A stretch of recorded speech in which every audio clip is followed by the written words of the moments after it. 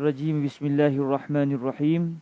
Alhamdulillahi Rabbil Alamin. Wassalatu wassalam ala al-habibil Mustafa Sayyidina wa maulana Muhammadinil Karim wa ala alihi wa itratihi wa ashabihi ajma'in. Ashhadu an la ilaha illallah wahdahu la sharika lah wa ashhadu anna habibana wa sayyidana wa maulana Muhammadan abduh وصفيه من خلقه وحبيبه أدى الأمانة وبلغ الرسالة ونصح الأمة وكشف الله به الغمة اللهم صل وسلم وزد وبارك على الحبيب المصطفى سيدنا ومولانا محمد. أشهد أن لا إله إلا الله وحده لا شريك له وأشهد أن حبيبنا وسيدنا ومولانا محمدا عبده ورسوله. اللهم صل على سيدنا محمد صلاة تنجينا بها من جميع الأهوال والآفات وتقضي لنا بها جميع الحاجات وتطهرنا بها من جميع السيئات وترفعنا بها أعلى الدرجات وتبلغنا بها أقصى الغايات من جميع الخيرات في الحياة وبعد الممات وعلى آله وصحبه وسلم. أما بعد. Kita bersyukur kepada Allah Subhanahu wa taala pada bulan Rabiul Anwar ini. Allah Subhanahu wa taala merezekikan untuk kita dapat bersama-sama di dalam majlis pembacaan hadis Rasulullah sallallahu alaihi wasallam, dan subhanallah kita berada di hari-hari akhir kitab ini, dan mana tahu Allah rezekikan kita dapat mengkhatamkan kitab ini pada bulan Rabiul Anwar, bulan baginda Nabi alaihi salatu wassalam, bulan yang mengingatkan kita kepada kelahiran Rasulullah sallallahu alaihi wasallam. Bahkan sebenarnya bulan ini juga mengingatkan kita tentang hijrah Nabi alaihi salatu wassalam. Kerana baginda Nabi alaihi salatu wassalam keluar daripada Gua Thawr pada 1 Rabiul Awal, tahun 1 Hijrah. Tahun itu diiktibar sebagai tahun 1 Hijrah. Dalam berdasarkan apa yang disebut oleh Mubarakfuri dalam kitab beliau Ar-Rahiq Al-Makhtum, disebut bahawa baginda Nabi keluar daripada Gua Thawr setelah beberapa hari baginda Nabi alaihi salatu wassalam bersembunyi di situ. Dan ini pun menunjukkan bahawa walau kita bertawakal kepada Allah di dunia ini, tawakal perlu kepada usaha. Bukan atas dasar usaha itu penyebab kepada natijah, kerana natijah itu daripada Allah. Tetapi kita berusaha kerana di dunia ini usaha itu adalah ibadah. Jadi secara adat untuk selamat perlu berusaha. Cara berusaha ketika itu iaitu bersembunyi di satu lokasi yang agak berkemungkinan tidak akan dijejaki. Maka Nabi mengambil ibadah ini iaitu ibadah berusaha. Usaha dari sudut tubuh badan, tetapi akidah Nabi, hati Nabi berpaut kepada Allah dengan menyatakan bahawa yang memberikan manfaat dan juga mudarat adalah Allah Subhanahu Wa Taala. Setelah beberapa hari di Gua Thawr, Nabi alaihi salatu wassalam berada di Gua Thawr. Nabi keluar daripada rumah Nabi pada malam 27 Rajab. 27 Rajab Nabi keluar, mai pagi 27 Nabi di Gua Thawr, 27, 28, 29.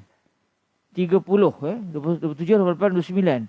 Kemudian 30, kemudian sebab Nabi keluar itu hari keluar daripada Gua Thawr pada 1 Rabiul Awal, dan Nabi meneruskan perjalanan ke Makkah, ke Madinah Al-Munawwarah, dan Nabi sampai di Quba pada 8 Rabiul Awal tahun 1 Hijriyah.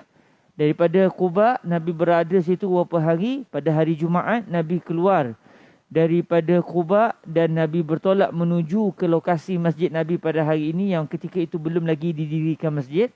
Nabi pergi pada hari Jumaat 12 Rabiul Awal tahun 1 Hijriyah. Jadi ini bulan Rabiul Awal juga sebenarnya mengingatkan kita kepada peristiwa hijrah baginda Rasulullah sallallahu alaihi wasallam, kerana menurut sebahagian ahli sejarah Nabi sampai ke Quba pada hari Isnin 8 Rabiul Awal. Dan kalau ikut pendapat Fadilatul Syekh Ali bin Jum'ah, beliau berpendapat hari lahir Nabi adalah pada 8 Rabiul Awal. Kita biasa dengar 12 Rabiul Awal. Tetapi ada juga pandangan yang mengatakan hari lahir Nabi adalah pada 8 Rabiul Awal. Jadi Nabi sampai di Al-Madinah, kalau mengikut pendapat ini, Nabi sampai di Quba pada hari lahir Nabi pada hari Isnin 12 Rabiul Awal tahun 1 Hijrah. Jadi bulan Rabiul Awal ini sangat dekat dengan baginda Rasul sallallahu alaihi wasallam, dan kita berbaki dalam beberapa hadis lagi. Moga-moga Allah rezekikan majlis khatam kitab ini pada bulan Rabiul Awal, Rabiul Anwar sallallahu alaihi wasallam. Hari ini kita akan masuk ke hadis yang ke-35, iaitu mendoakan kebaikan seseorang tanpa pengetahuannya. Hadis ini saya mengambilnya daripada Sahih Al-Imam Muslim Ibn Al-Hajjaj Ibn Muslim Al-Kushairi An-Naisaburi. Biisnadina al-muttasil ila Sayyidina al-Imam Muslim Ibn Al-Hajjaj Ibn Muslim Al-Kushairi An-Naisaburi rahimahullahu subhanahu wa ta'ala, wa nafa'ana Allahu bi'ulumihi wa ulumi masyayikhihi wa talamizatihi wa qurra'i sahihihi wa sa'iri musannafatihi wa syurrahiha, Allahumma amin. Bisanadihi an Safwana wa huwa ibnu Abdillah ibni Safwan, wa kanat tahtahu ad-Darda. قال قدمت الشام فأتيت أبا الدرداء في منزله فلم أجده ووجدت أم الدرداء فقالت أتريد الحج العام؟ فقلت نعم.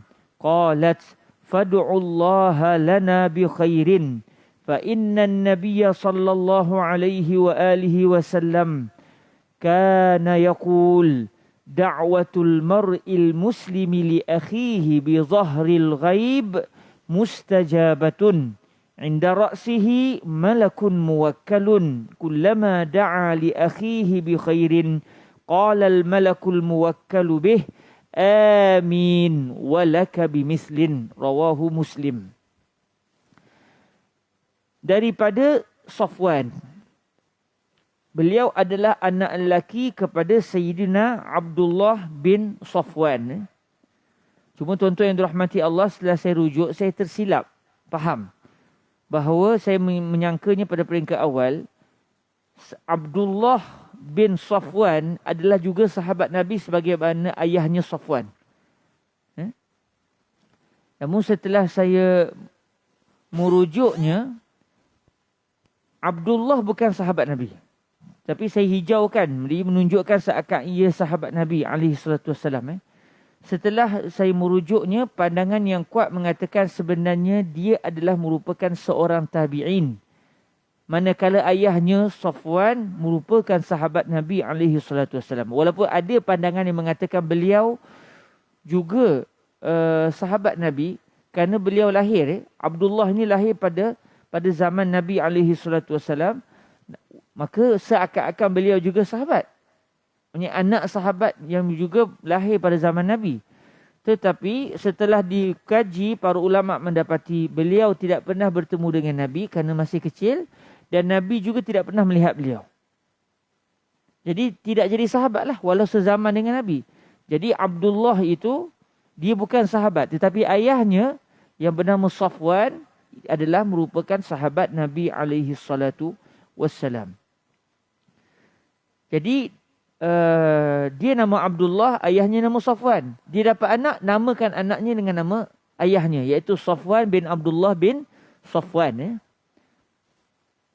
Daripada Safwan, cucu kepada sahabat lah maknanya. Sebab datuknya juga adalah sahabat Nabi yang bernama Safwan. Manakala ayahnya bernama Abdullah bukan sahabat berdasarkan pandangan yang kuat.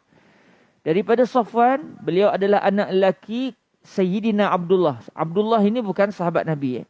Bin Safwan. Safwan yang merupakan ayah kepada Abdullah lah yang menjadi sahabat Nabi SAW. Di bawah tanggungan Safwan, Safwan yang mana satu ni? Safwan yang merupakan anak kepada seorang tabi'in, iaitu Safwan bin Abdullah bin Safwan. Orang Arab kita banyak jumpa dia namakan nama anaknya sempena nama ayahnya. Itu banyak berlaku. Ayah dia nama sekian-sekian-sekian. Dia dapat anak, dia namakan anak lakinya dengan nama ayahnya. Macam contoh di sini. Safwan yang merupakan sahabat Nabi ada anak nama Abdullah. Abdullah yang merupakan tabi'in ini ketika mendapat anak, beliau namakan anaknya dengan nama Safwan. Sayyidina Abdullah bin Abbas, sahabat Nabi SAW, sepupu Sayyidina Rasulullah SAW. Ayah beliau adalah Sayyidina Al-Abbas ibni Abdul Muttalib, paman baginda Nabi SAW. Apabila Sayyidina Abdullah, anak kepada Sayyidina Al-Abbas ini, mendapat putera, beliau namakan putera beliau dengan nama Al-Abbas. Sehingga beliau dipanggil juga Abul Abbas, bapa kepada Abbas. Sedangkan Al-Abbas itu pada asalnya adalah ayahanda beliau, iaitu Sayyidina Al-Abbas ibni Abdul Muttalib ibni Hashim ibni Abdi Manaf. Jadi ini banyak kita temui apabila seseorang menamakan anaknya dengan nama ayahandanya, menunjukkan rapatnya hubungan seorang ayah dan juga anak, dan begitu terkesan si anak dengan si ayah, sehingga apabila si anak mendapat anak, dia namakan anaknya dengan nama ayahnya. Lalu si datuk dan cucu berkongsi nama. Datuk dan cucu berkongsi nama. Ini banyak kita temui dalam nama-nama orang-orang besar di kalangan sahabat, di kalangan tabi'in. Dan ini semua menunjukkan betapa si ayah itu telah memberi kesan kepada anaknya, sehingga si anak begitu menyayangi si ayah, sehingga diabadikan nama puteranya dengan nama ayahnya. Di bawah tanggungjawab Safwan adalah isteri beliau yang bernama Ad-Darda, yang merupakan anak perempuan Sayyidina Abu Darda. Ini pun satu benda yang menarik. Saya sampai sekarang masih lagi meneliti. Sebab Abu Darda bukan namanya Abu Darda. Itu gelaran bapa kepada Ad-Darda. Ad-Darda ni wanita. Seorang wanita bernama Darda. Cuma kita dalam masyarakat Melayu jarang sangatlah kita namakan anak kita Ad-Darda. Tapi satu ketika dahulu memang orang Arab menamakan anaknya dengan nama Ad-Darda antaranya. Contoh yang masyhur di kalangan kita tapi ada sedikit kesilapan lah. Kalsum ataupun Kulsum. Dalam bahasa Arab panggil Kulsum. Orang Melayu tukar jadi Kalsum. Kalsum. Nak sebut Kulsum dengan huruf Sa. Betul? Sa mesti keluar sikit lidah daripada bibir. Kena ke atas gigi sikit. Kulsum. Kulsum nama lelaki. Sebab tu anak Nabi dinamakan Ummu Kulsum. Ibu kepada Kulsum. Tapi mari kita orang Melayu, kalau nama anak dengan nama Kalsum, terkejut kita kalau budak tu budak lelaki. Engkau ni lelaki ke perempuan? Asal nama Kalsum? Sebab kita, dalam uruf kita, menjadikan Kulsum itu, ataupun diubahkan dalam bahasa Melayu kita Kalsum, itu dijadikan sebagai nama kepada wanita. Sedangkan Kulsum itu, dalam tradisi orang Arab, itu nama lelaki. Kalau mereka nak menamakan anak perempuan mereka dan ada nama Kulsum pada nama anak perempuan mereka, macam Nabi SAW, Nabi menamakan puteri baginda dengan Ummu Kulsum. Ummu Kulsum, ibu kepada si Kulsum. Yang peliknya, setakat saya cari, Ad-Darda yang merupakan anak perempuan kepada Sayyidina Abu Darda, itu bukan sahabat, itu tabi'in. Dia adalah seorang tabi'in. Dia bukan sahabat Nabi. Tetapi ketika ayahanda beliau bersama dengan Nabi, Nabi memanggil sahabat ini dengan nama Abu Darda. Ya Abu Darda, wahai bapa kepada Ad-Darda. Pertama, ada dua kemungkinan. Pertama, Nabi mendoakan supaya sahabat ini akan memperolehi seorang anak bernama Darda. Maksudnya Nabi mengetahui bahawa akan datang dia akan dapat anak yang bernama Darda. Dan yang kedua, kadang-kadang dalam tradisi masyarakat Arab dinamakan atau dipanggil seorang yang masih bujang dengan gelaran Abu, bapa kepada fulan bin fulan. Walaupun tak kahwin lagi, mana dapat anak lagi, tapi sudah dipanggil Abu Kaza, bapa sekian, bapa sekian. untuk mengandungi erti doa, moga-moga orang itu berusia panjang sehingga dapat zuriat. Jadi Rasulullah ketika memanggil Sayyidina Abu Darda, beliau baginda Nabi memanggilnya dengan Abu Darda, bapa kepada Ad-Darda. Jadi di sini memang ada unsur doa, moga-moga panjang usia beliau sehingga dapat zuriat. Dan dalam masa yang sama tidak mustahil Nabi mengetahui perkara yang akan datang dengan wahyu daripada Allah. Lalu Nabi mengetahui bahawa lelaki ini akan mendapat seorang puteri yang bernama Ad-Darda. Lalu Nabi memanggilnya dengan gelaran Abu Darda. Subhanallah. Sebab saya cuba cari Ad-Darda ni sahabat Nabi atau tidak. Cari setakat ni tidak menemui bahawa Ad-Darda puteri kepada Sayyiduna Abu Darda ini sahabat. Sebaliknya adalah merupakan seorang tabi'in. Maka di sini satu perkara yang menarik kerana Nabi sudah memanggil beliau dengan gelaran Abu Darda. Ada 2-3 orang sahabat begitu. Nabi panggil dengan gelaran. Dan bila kita cek, nama anak yang disandarkan kepada sahabat tersebut rupanya bukan sahabat tetapi tabi'in. Jadi Nabi sudah memanggil beliau dengan gelaran yang akan menjadi satu realiti suatu masa akan datang. Apabila beliau memperolehi anak, lalu anak itu bernama sekian-sekian. Jadi di bawah tanggungjawab Safwan, iaitu isteri beliau, Safwan bin Abdullah bin Safwan. Isteri beliau adalah merupakan anak kepada sahabat Nabi, iaitu isterinya bernama Ad-Darda, anak perempuan kepada Sayyiduna Abu Darda radhiyallahu taala anhu. Jadi Safwan ini mengahwini anak kepada sahabat. Safwan ni cucu sahabat dah. Berkahwin dengan anak seorang sahabat Nabi alaihi salatu wassalam. Jadi bapa mertuanya sahabat Nabi, datuknya sendiri adalah juga sahabat Nabi. Safwan telah berkata, Safwan yang mana ni? Safwan yang merupakan cucu kepada sahabat tadi. Safwan telah berkata, saya telah tiba di Syam. Syam satu ketika dahulu merujuk beberapa lokasi. Tempat belajar, sebahagian para guru kita. Ustaz Famis ni dulu belajar di Jordan kan? Jordan juga termasuk dalam bumi Syam. Begitu juga Palestin. Palestin juga pada zaman satu ketika dahulu dipanggil Syam. Syria juga dipanggil sebagai Syam. Begitu satu lagi tempat iaitu Lubnan. Lubnan juga termasuk dalam kawasan Syam. Jadi Syam pada zaman Nabi itu merujuk kepada kawasan yang luas ini. Sebab tu Sayyidina Abu Sufyan menyatakan, kami satu ketika dahulu berada di Syam. Lalu kami dipanggil oleh Raja Herakl, Raja Rom. Bila dirujuk, ketika itu Sayyidina Abu Sufyan berada di Palestin. Rasulullah SAW pernah pergi ke Syam.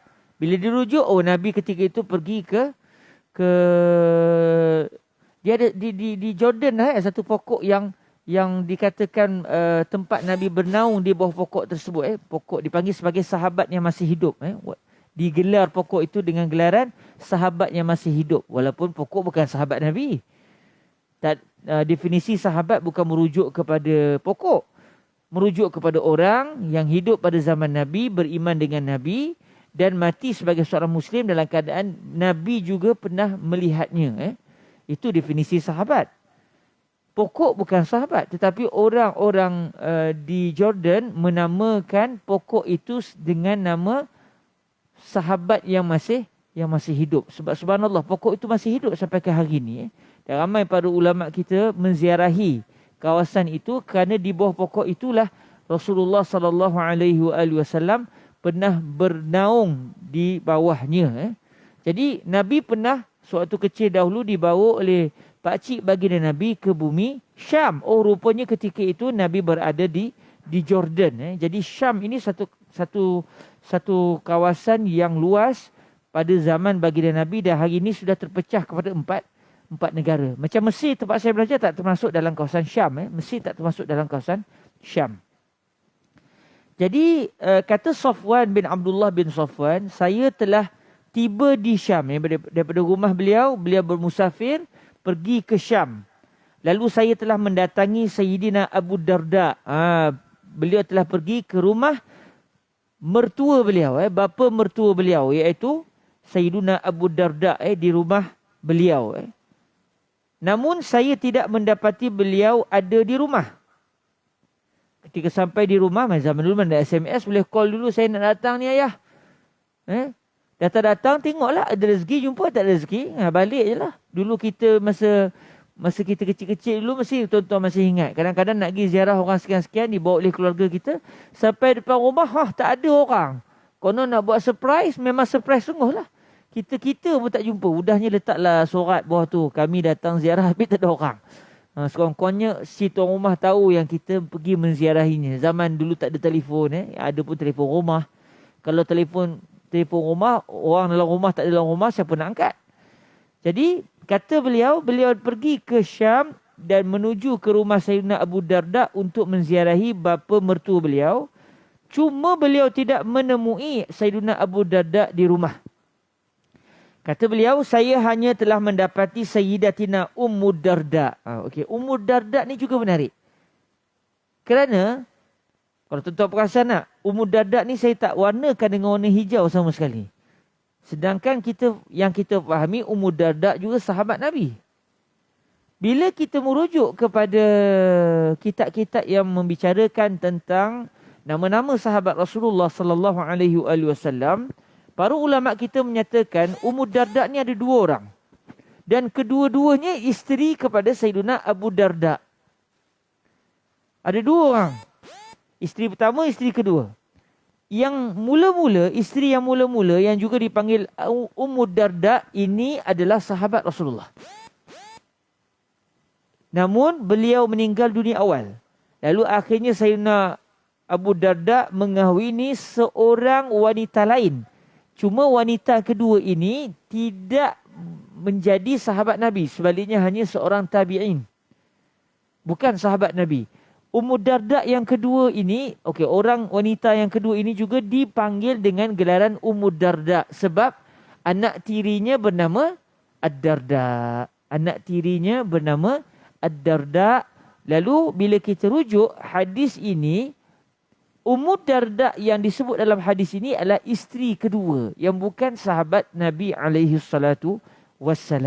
Sebab tu saya tidak menghijaukan nama Ummu Ad-Darda ini kerana beliau bukan sahabat Nabi, sebaliknya beliau adalah seorang tabi'in. Cuma macam saya sebut tadi, saya tersilap kerana mewarnakan kalimah Abdullah bin Safwan.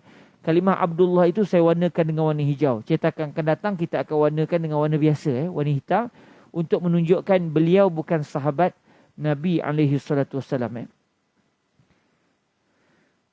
Beliau iaitu Safwan bin Abdullah bin Safwan telah mendapati di rumah ketika itu hanya ada Ummu Darda, iaitu isteri kedua kepada Sayyidina Abu Darda yang merupakan seorang tabi'in yang meriwayatkan hadis daripada suaminya.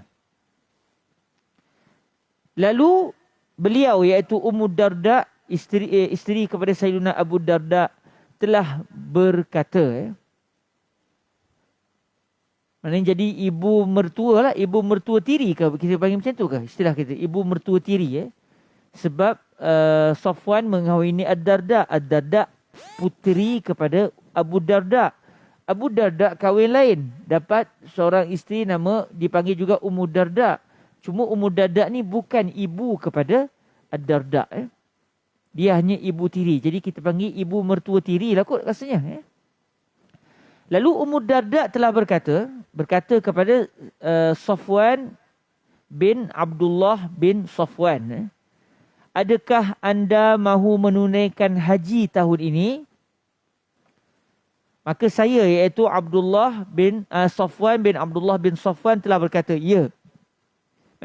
Ibu mertua tiri tanya kepada anak mertuanya, kamu nak buat haji ke tahun ni? Lalu kata beliau, ya, saya nak buat haji tahun ni. Beliau telah berkata, siapa beliau di sini? Iaitu Ummu Darda yang merupakan seorang tabi'in. Beliau telah berkata, maka berdoalah kepada Allah buat kami dengan kebaikan. Si ibu mertua tadi kata, jangan lupa doakan saya sepanjang kamu bermusafir untuk menunaikan haji.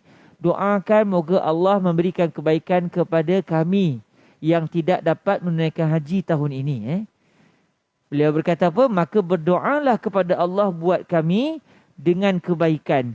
Kerana sesungguhnya Nabi tahu terus kita bahawa ini adalah contoh hadis mursal, hadis yang diriwayatkan oleh seorang tabi'in terus kepada Rasulullah sallallahu alaihi wasallam yang ada di dalam Sahih Muslim.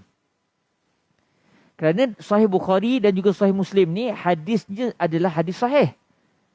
Antara hadis dhaif adalah apabila seorang tabi'in meriwayatkan hadis dengan tidak menyebut siapakah sahabat Nabi yang menjadi perantara di antara beliau dengan Rasulullah.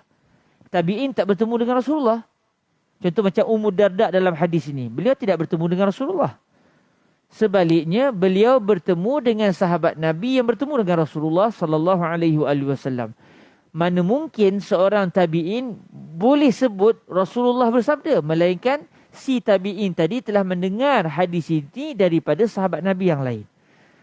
Jadi sebarang hadis yang diriwayatkan oleh seorang tabi'in, terus si tabi'in sebut Rasulullah bersabda sedangkan tidak disebut siapakah orang yang menjadi perantara antara beliau dengan Rasulullah, maka hadis itu akan dihukum sebagai hadis dhaif.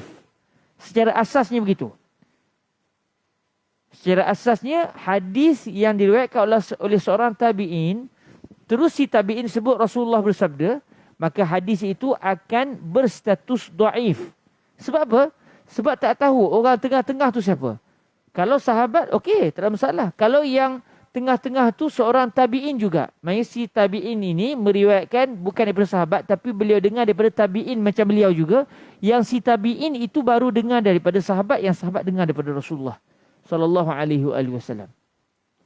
Jadi oleh kerana tidak pasti siapa yang hilang tu, sahabat Nabi atau tabi'in lain yang mendengar daripada sahabat Nabi, maka disebabkan tidak pasti, maka untuk berhati-hati terhadap status hadis, para ulama kita, kebanyakan para ulama kita mengatakan hadis mursal, hadis yang diriwayatkan oleh seorang tabi'in terus menyebut Rasulullah bersabda tanpa menyebut siapakah perantara antara beliau dengan Rasulullah, maka hadis itu akan distatuskan sebagai hadis dhaif. Jadi hadis ini, kalau berdasarkan kaedah tersebut, hadis riwayat Imam Muslim ini hadis dhaif. Tapi dalam Sahih Muslim tak ada hadis dhaif. Dan para ulama telah menyatakan bahawa Imam Muslim, Imam Bukhari ketika dalam kitab Sahih beliau, Sahih mereka berdua, kalau disebut secara sanad, tidak terus disebut Rasulullah bersabda tanpa menyebut sanad, tetapi disebut dengan sanad, maka hadis itu adalah hadis sahih. Bahkan dalam Sahih Bukhari, kalau Imam Bukhari sebut terus qala Rasulullah sekalipun, maka ia adalah dianggap sebagai hadis sahih. Bercanggah sikit dengan kaedah, kerana apa? Kerana ulama telah meneliti setiap hadis di dalam Sahih Bukhari dan Sahih Muslim. Kalau diriwayatkan dengan menyatakan Rasulullah bersabda, bukan dikatakan bahawa Rasulullah bersabda. Tidak digunakan istilah seperti itu. Diriwayatkan bahawa Rasulullah bersabda. Ruwiya anna Rasulullah SAW. Qila inna Rasulullah SAW qal. Contoh. Tidak diriwayatkan dengan gaya ayat yang seakan-akan menunjukkan ada kelemahan. Dikatakan, diriwayatkan. Tidak disebut begitu. Sebaliknya disebut Rasulullah telah bersabda. Contohnya, maka hadis yang disebut dengan cara kuat ini dinamakan sebagai hadis sahih. Jadi hadis ini secara zahir adalah hadis dhaif. Sebab Ummu Darda bukan sahabat, tetapi meriwayatkan daripada Rasulullah sallallahu alaihi wasallam. Sedangkan hadis ini riwayat sahih, riwayat Imam Muslim, maka apabila diriwayatkan oleh Imam Muslim, tahulah kita ini adalah hadis sahih pada hakikatnya. Walaupun secara gambaran luar dia adalah hadis dhaif. Kenapa hadis sahih? Kerana setelah dikaji, Ummu Darda tadi dengar hadis ini daripada siapa? Daripada suaminya, Abu Darda. Jadi, maka hadis ini sebenarnya memang melalui para perawi yang kuat. Sebab yang paling ditakuti, hadis mursal ini takut lalu daripada seorang tabi'in yang lain. seorang tabi'in meriwayatkan hadis daripada seorang tabi'in. Tabi'in yang kedua ini baru meriwayatkan daripada Rasulullah. Kalau tabi'in yang kedua itu orangnya kuat ingatan, so tak ada masalah. Tapi kalau dia seorang yang lemah dari sudut ingatan, maka hadis itu akan menjadi dhaif. Apabila tak pasti yang tengah-tengah tu siapa, sahabat Nabi atau tabi'in, maka para ulama mengambil sikap berhati-hati dengan mengatakan terus bahawa hadis itu adalah hadis dhaif. Walaupun mungkin pada realitinya adalah hadis sahih. Cuma kelebihannya ada pada Sahih Bukhari dan juga Sahih Muslim. Kerana Sahih Bukhari dan juga Sahih Muslim setelah dikaji oleh para ulama, hadis-hadis yang diriwayatkan oleh seorang tabi'in dan dinyatakan Rasulullah bersabda, hadis itu pada hakikatnya adalah hadis yang kuat, hadis yang sahih. Jadi hadis yang kita pelajari ini antara hadis yang menarik kerana ini bukti ataupun contoh kepada hadis yang tidak bersambung sanad tetapi diriwayatkan oleh Al-Imam Muslim dan juga Al-Imam Al-Bukhari contohnya. Cuma contoh kita ni dalam riwayat Imam Muslim. Okey, jadi kata Sayyidatuna Ummu Darda, berdoalah kepada Allah buat kami dengan kebaikan kerana sesungguhnya Nabi SAW satu ketika dahulu bersabda. Gayanya macam Sayyidatuna Ummu Darda dengar daripada Nabi, tapi sebenarnya tidak, kerana beliau bukan sahabat. Yang Ummu Darda yang merupakan sahabat itu isteri pertama kepada Abu Darda, yang telah meninggal dunia lebih awal. Apa yang disabdakan oleh Nabi? Doa seorang lelaki Muslim untuk saudaranya tanpa pengetahuannya adalah mustajab. Sebab apa mustajab, tuan-tuan? Sebab doa itu betul-betul kerana Allah. Kalau kita jumpa kawan kita, apa khabar tuan sihat? Oh, tak apa sihat. Ya Allah, berilah kesihatan kepada sahabatku. Depan-depan dia kita berdoa. Bagus, tak ada masalah. Memberikan kekuatan kepada si yang sakit tadi, contoh. Bagus. Tetapi lebih mustajabnya apa? Balik nanti angkat tangan sekali lagi. Kerana ketika orang yang didoakan tak tahu bahawa dia didoakan oleh kita, maka doa itu lebih mustajab. Kerana padanya ada keikhlasan yang sudah tidak akan dapat dipertikaikan lagi. Tapi kalau doa depan-depan ni, kok dia tak ikhlas pun tapi nak bagi gembira hati orang tu saja. Atau dia nak apa?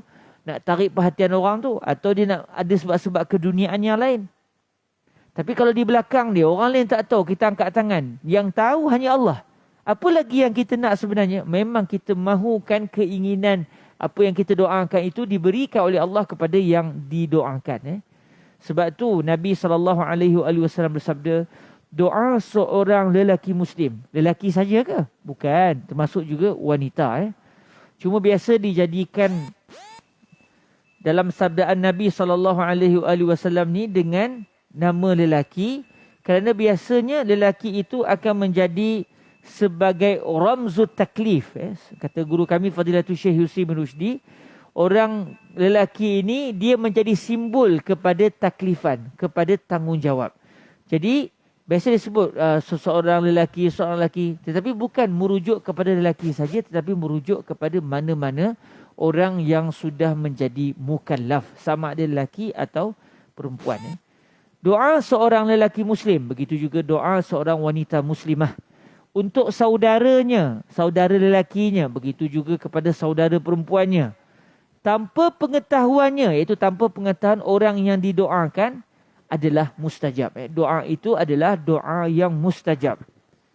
Maknanya Allah Subhanahu Wa Taala menjadikan doa ini doa yang mustajab yang akan diperkenankan oleh Allah Subhanahu Wa Taala. Bukan sahaja yang didoakan dapat manfaat, kata Nabi, di sisi kepala orang yang berdoa, yang kita tak nampak, ada bersama dengan orang yang berdoa itu, ada seorang malaikat, ada satu malaikat yang diwakilkan oleh Allah untuk berada pada orang yang mendoakan seseorang. Di sisi kepala orang yang berdoa, ada seorang malaikat yang diwakilkan oleh Allah.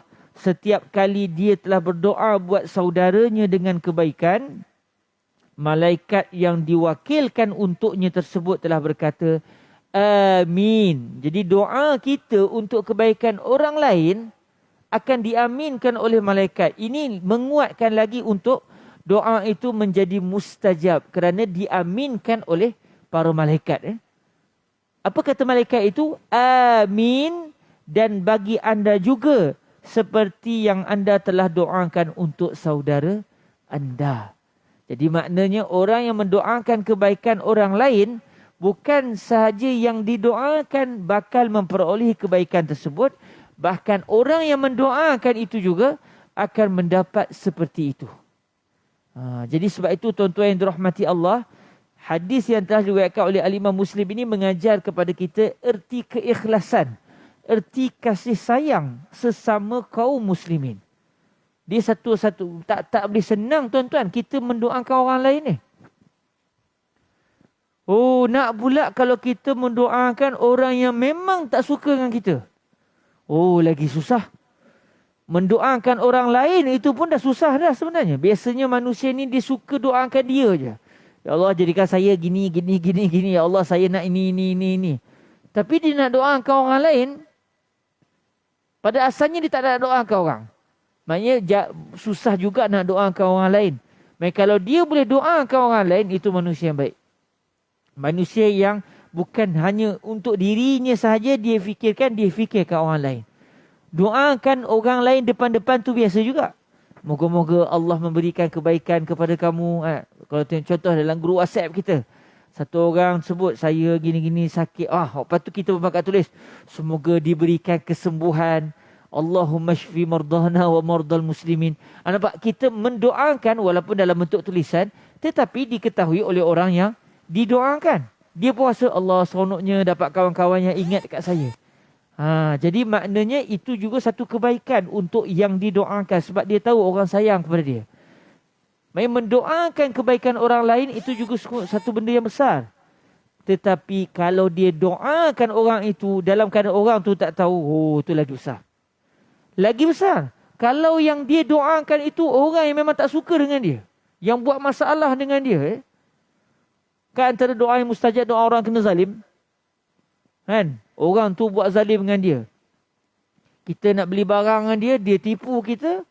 Udahnya duit kita lesap, diambil oleh dia. Barang tak dapat. Dalam bisnes biasa berlaku. Sampai orang kata, kalau tak berani kena tipu, tak payah buat bisnes lah. Dalam Shopee pun ada tipu. Orang ni saya nak beli susu. Pergi ke kedai Fadlin, nak beli susu High God. Anak-anak suka makan susu tu.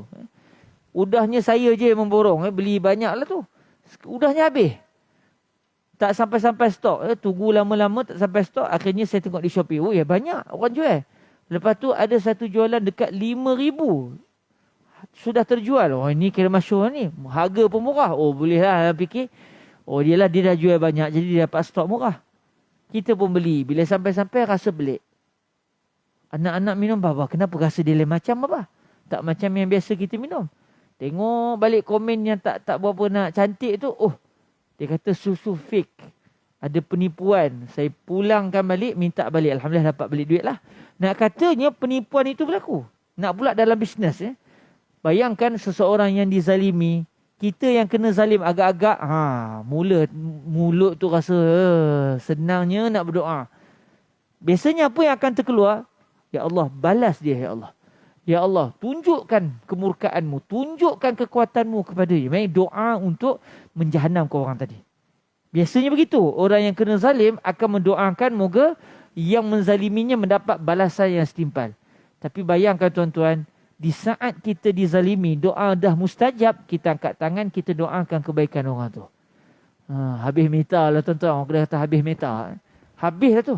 Memang kita ini ketika itu benar-benar memiliki hati yang memandang semua umat Nabi ini sebagai kekasih Nabi. Sebagai wali Allah. Wali Allah apa buat zalim dengan saya? Contoh kan. Memang dia buat zalim. Tapi mungkin ketika itu dia tersasar. Tetapi dia tetap wali Allah. Sebab kita diajar semua umat Nabi itu waliullah. Maksudnya sampai dia boleh doakan kebaikan orang lain. Dalam keadaan yang didoakan itu sengaja melakukan kezaliman kepada dirinya. Itu lagi lagi besar. Udahlah dia doa orang yang dizalimi mustajab. Doakan pula kebaikan orang. Mustajab yang kedua. Diaminkan oleh malaikat lagi. Maknanya, subhanallah, kadang-kadang kebaikan kita itu berpunca dengan sebab kita doakan orang. Dan kita setiap hari mendoakan kebaikan orang Islam. Kita kata, Allahumma gfir lil muslimina wal muslimat. Ya Allah, ampunkan dosa seluruh kaum muslimin dan wanita-wanita muslimah. Semua orang Islam tahu ke kita doakan dia? Tak tahu. Yang duduk dengan kita tahulah. Kita doakan orang Islam seluruhnya. Tapi orang Islam yang di negeri lain, di tempat lain, dia tak tahu kita doakan dia. Tetapi kita mendoakan seluruh keluarga besar Nabi Muhammad ini, umat Nabi Muhammad yang luas ini, kita sebenarnya setiap hari akan didoakan oleh malaikat. Sebagaimana kamu meminta keampunan untuk kaum muslimin, kamu juga diampunkan oleh Allah Subhanahu wa ta'ala. Lepas tu dalam hadis ni, malaikat itu akan menyebut amin bagi anda juga seperti yang anda telah doakan untuk saudara anda. Alhamdulillah, selesai kita meneliti hadis yang ke-35, kita tengok pengajaran. Pada pukul 7. Selalu jam ada di sini. Sengaja ditukar supaya penceramah mengajar dalam keadaan tidak terbatas waktunya. Infinity. Okey, pengajaran hadis. Yang pertama, kita hendaklah mendoakan orang lain dengan kebaikan dalam keadaan orang yang didoakan tidak mengetahui bahawa kita mendoakannya. Pastikan dalam hidup kita begitu. Dan Alhamdulillah, dalam doa kita kadang-kadang tanpa sedar, kita pun tak sedar kita doakan orang lain. Bukan takat orang tu tak tahu, kita doakan. Kita pun kadang-kadang bila berdoa, kadang-kadang dalam bahasa Arab tak tahu tak maknanya. Rupanya kita pun tak tahu yang kita doakan orang lain. Jadi doakan orang lain. Contoh kita dapat tahu sahabat-sahabat kita dalam grup WhatsApp, contoh ditimpa musibah. Selain daripada kita bagi kata-kata semangat dengan dia, dalam keadaan dia tak tahu juga, kita angkat tangan. Ya Allah, bagilah bantuan kepada orang tadi. Ya Allah, bagi kekuatan kepada dia dalam menghadapi ujian. Kita doakan orang tersebut dalam keadaan dia tidak mengetahui yang kita doakan dia. Kerana insya-Allah doa itu mustajab. Dalam masa yang sama, yang mendoakan juga tidak akan terlepas daripada rahmat Allah Subhanahu Wa Taala. Apa yang dia doakan untuk orang lain, dia juga akan mendapat doa tersebut. Yang kedua, Allah yang Maha Penyayang sudah mempersiapkan seorang malaikat khusus yang akan mengaminkan doa tersebut. Bahkan malaikat tersebut turut mendoakan agar kebaikan yang diminta diberikan juga kepada orang yang mendoakan. Semestinya doa seorang malaikat yang tidak pernah berdosa sama sekali adalah sangat mustajab. Mendoakan orang lain itu mustajab, tambah lagi diaminkan oleh malaikat. Dan di sini juga menunjukkan betapa Allah Subhanahu Wa Taala itu ingin memuliakan zuriat Nabi Adam alaihissalam sehingga dipersiapkan makhluk yang tidak pernah berdosa untuk sentiasa berdoa dan menjaga anak-anak cucu cicit zuriat Nabi Adam. Banyak para ulama kita bila sentuh pasal malaikat ini akan dinyatakan bahawa ini semua adalah Allah Ta'ala nak bagi tahu kepada para malaikat bahawa satu ketika dahulu, ketika Allah menyatakan kepada para malaikat, inni ja'ilun fil ardi khalifah, sesungguhnya aku adalah zat yang menjadikan di muka bumi seorang khalifah. Iaitu Allah ingin menjadikan Nabi Adam, Nabi Idris dan juga para Nabi yang lain. Dan semestinya yang termulia adalah Nabi Muhammad SAW serta zuriat Nabi Adam yang lain untuk menjadi khalifah di atas muka bumi ini. Lalu para malaikat bertanya kepada Allah Subhanahu Wa Taala, adakah dikau ingin menjadikan di bumi ini makhluk yang akan melakukan kerosakan? Kata para ulama kita, bukan malaikat pertikai Allah Ta'ala. Sebab bila pertikai Tuhan itu dosa. Malaikat tak reti buat dosa. Tapi malaikat bertanya sebenarnya kerana para malaikat tak faham. Kalaulah tujuan untuk ibadah, kami dah beribadah dah.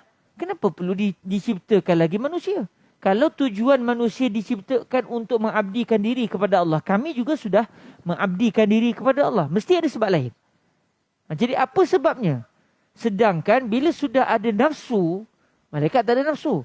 Bila sudah ada nafsu, akan terdorong kepada kejahatan. Sebagaimana yang pernah berlaku kepada jin. sebelum kelahiran Nabi Adam, sebelum penciptaan Nabi Adam alaihissalam. Jin pernah berdiam di bumi sebelum penciptaan Nabi Adam dan melakukan kerosakan di bumi. Jadi malaikat mengkiaskan, kalau yang akan diciptakan ini juga ada nafsu seperti jin, maka sebagaimana jin telah melakukan kerosakan, tidak taat kepada Allah, melakukan kejahatan sesama mereka, maka manusia juga akan melakukan kejahatan sesama mereka. Lalu Allah Subhanahu Wa Taala mentakdirkan selepas itu, apa keadaan pun yang menyertai kita adalah malaikat Allah Subhanahu Wa Taala. Dalam majlis ilmu, dalam majlis zikir, para malaikat juga ada. Untuk apa? Untuk Allah buktikan. Tengok, mereka ni tak ada nafsu tetapi boleh taat kepada aku. Kamu semua tak ada nafsu dan taat. Itu biasa. Itu bagus. Tetapi mereka pula ada nafsu, ada kemampuan, ada perasaan tidak mahu taat, tetapi mereka lawan perasaan itu dan taat kepadaku. Macam mana ciptaanku ini? Jadi sebab itulah disertakan para malaikat dalam hidup kita untuk memuliakan zuriat Nabi Adam alaihi salam. Bahkan sebenarnya bukan untuk memuliakan Nabi Adam semata-mata, tetapi memuliakan Nabi Muhammad sallallahu alaihi wasallam. Dalam hadis yang diriwayatkan oleh Al-Imam Hakim An-Naisaburi, hadis ini distatuskan oleh beliau sebagai hadis yang sanadnya sahih. Cerita tentang Nabi Adam sewaktu baginda telah melakukan kesilapan tanpa sengaja makan buah larangan itu. Maka Nabi Adam telah memohon kepada Allah agar Allah mengampunkan kesilapan beliau, kesilapan baginda. Sedangkan Nabi Adam tak berdosa. Tetapi mohon juga, sebab itulah sifat orang yang dekat dengan Tuhan. Dia bukan melihat dia sengaja atau tidak. Dia lihat dia telah buat perbuatan itu. Walaupun tak sengaja, tetapi perbuatan itu sudah dilakukan. Dan perbuatan itu secara zahirnya adalah satu kesilapan. Lalu Nabi Adam memohon kepada Allah agar Allah mengampunkan kesilapan baginda dengan hak kehormatan Nabi Muhammad SAW. Disebut dalam Al-Mustadrak ala Sahihain, dalam kitab Al-Imam Al-Hakim An-Naisaburi. Lalu Allah bertanya kepada Nabi Adam, bagaimana kamu mengenali Nabi Muhammad sedangkan aku belum menciptakan Nabi Muhammad? Lalu kata Nabi Adam kepada Allah Subhanahu Wa Taala, Allah tahu dah jawapan tu tapi nak bagi tahu kepada kita sebenarnya. Nabi Adam kata, sewaktu dikau menciptakan aku ya Allah, dan apabila aku sudah ditiupkan roh ke dalam jasadku, aku mendongakkan kepalaku, lalu aku melihat arash. Arash ni kalau ikutnya singgah sana, kalau ikut asalnya, tapi adakah macam mana bentuk arash Allah, hanya Allah Ta'ala saja yang tahu. Cuma kalau kita kiaskan kepada realiti, arash ni maknanya singgah sana raja tu dia ada kaki dia. Macam kursi ada kaki. Katil ada kaki dia.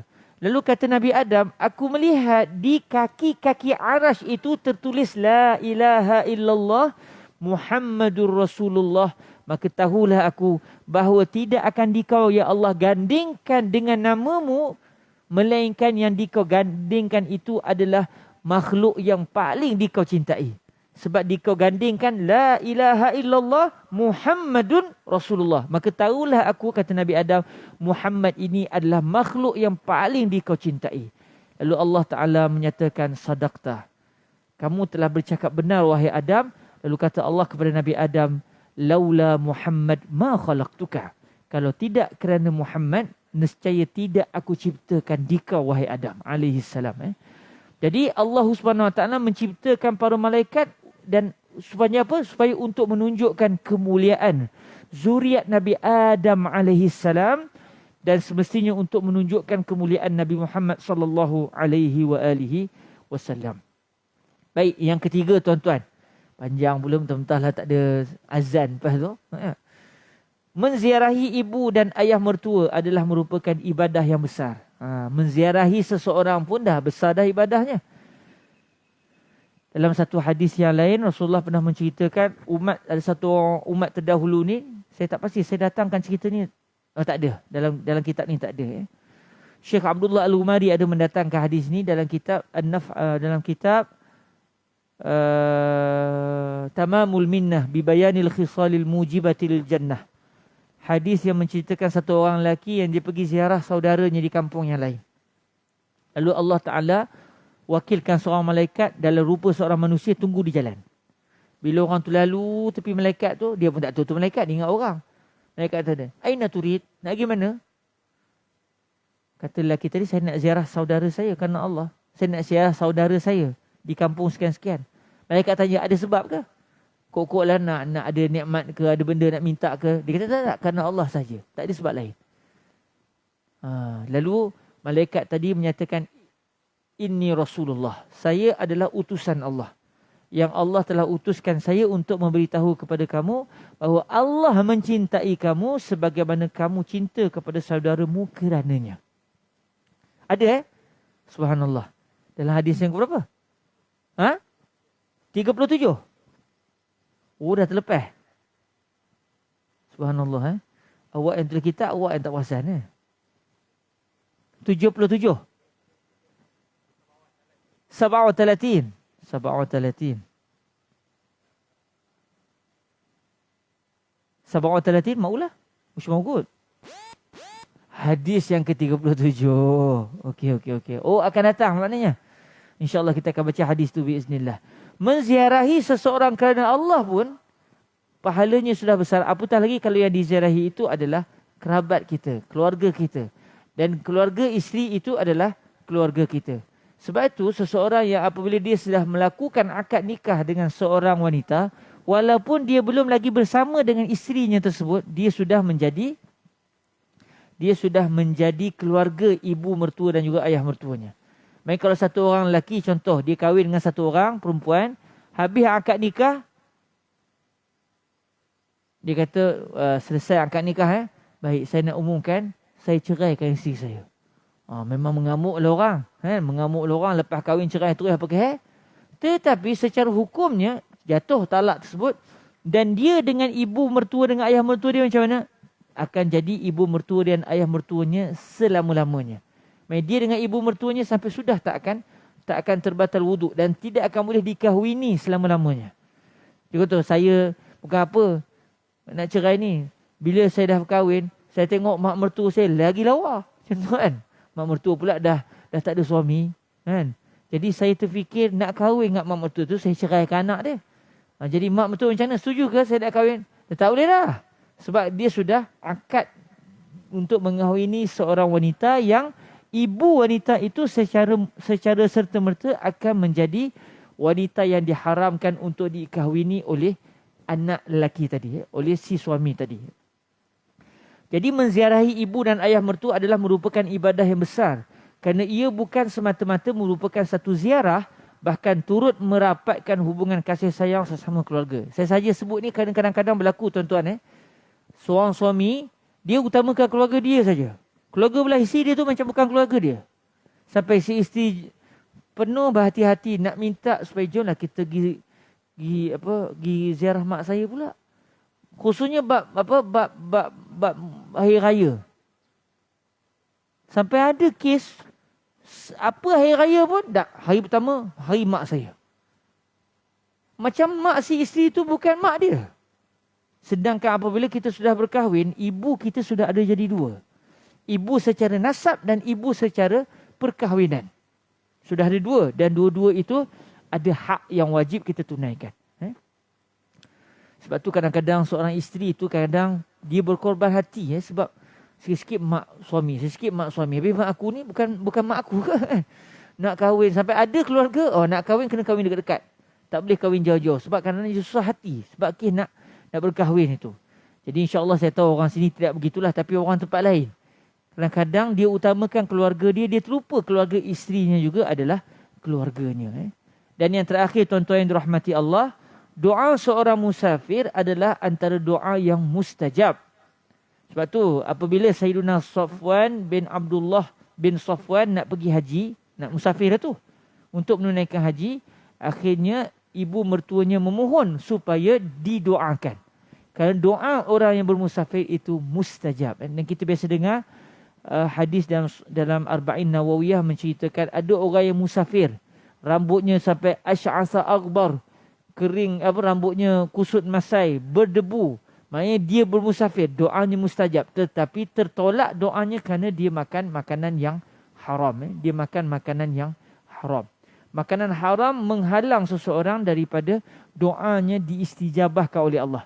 Tetapi pada asalnya kerana dia bermusafir, sepatutnya doanya sudah diterima oleh Allah. Kerana orang musafir ni, kata guru kami Fadilatul Syekh Husri, orang musafir dia dalam keadaan lemah. Biasanya begitu. Bila kita musafir, nak pula musafir zaman dulu, dia dalam keadaan lemah. Dia dalam keadaan susah, letih. Orang yang dalam keadaan payah, letih, tertekan, doanya mustajab. Sebab tu kalau kita perasan sewaktu kita solat, doa yang paling mustajab sewaktu solat ketika kita dalam keadaan mana? Sujud. Sebab dalam keadaan sujud nampak kita dalam keadaan begitu lemah. Kalau berdiri nampak macam gagah lagi. Rokok dah nampak lemah. Kalau sujud tertungging tu. Memang keadaan yang paling lemah dalam solat itu sewaktu kita sedang sujud. Maka disebabkan kita berada dalam keadaan yang paling lemah itu, maka doa kita dimustajabkan. Orang yang kena zalim, kenapa doanya dimustajabkan oleh Allah? Sebab dia sedang dalam keadaan lemah. Dia dizalimi. Lepas tu orang yang bermusafir, oleh kerana dia dalam keadaan yang lemah, dia akan keletihan, maka doanya adalah mustajab. Mustajab. Doa seorang musafir adalah antara doa yang mustajab, maka dia hendaklah merebut peluang.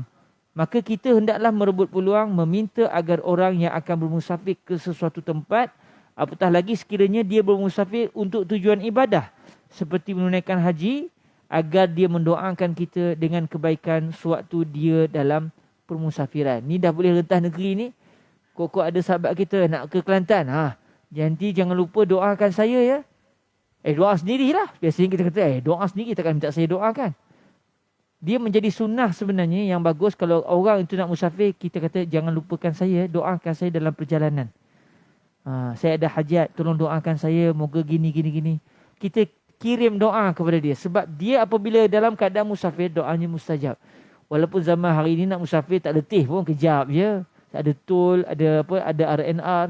Tetapi walaupun begitu, oleh kerana dia seorang musafir, doanya mustajab.